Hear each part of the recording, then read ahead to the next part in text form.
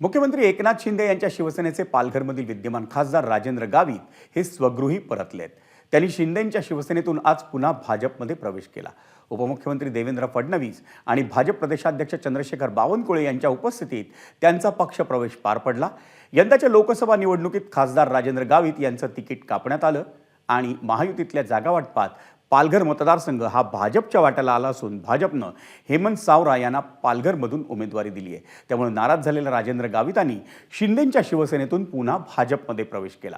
गावित यांनी 2018 साली भाजपचेच उमेदवार म्हणून पालघरमधून लोकसभेची निवडणूक लढवली होती। त्या निवडणुकीत गावित यांनी श्रीनिवास वनगा यांचा 29,000पेक्षा अधिक मतांनी पराभव केला होता। 2019 साली पालघर मतदारसंघ जागा वाटपात शिवसेनेच्या वाट्याला आला। राजेंद्र गावित यांनी ती निवडणूक शिवसेनेच्या तिकिटावर लढवून जिंकलीही। त्यानंतर शिवसेनेतल्या बंडात राजेंद्र गावित हे एकनाथ शिंदेंसोबत राहिले, पण आता ते पुन्हा भाजपमध्ये दाखल झालेत। पालघरचे शिवसेना खासदार राजेंद्र गावित यांच्या भाजपमधल्या पुनर्प्रवेशाच्या पार्श्वभूमीवर आपण पाहूयात दस्तूरखुद्द गावित आणि उपमुख्यमंत्री देवेंद्र फडणवीस यांनी काय प्रतिक्रिया दिली।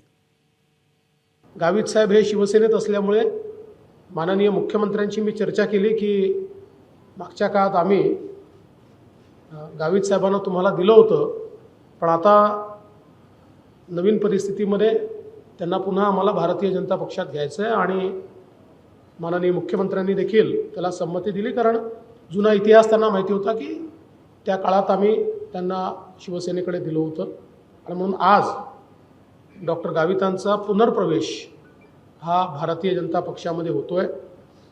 माननीय अध्यक्षांनी त्यांना प्रवेश दिलेला आहे, त्यांचं मी या ठिकाणी मनापासून स्वागत करतो।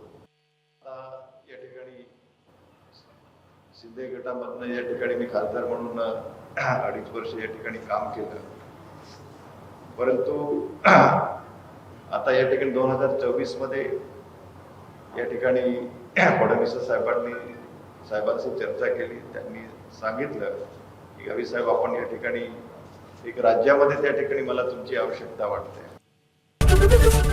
एबीपी माझा, उघडा डोळे बघा नीट।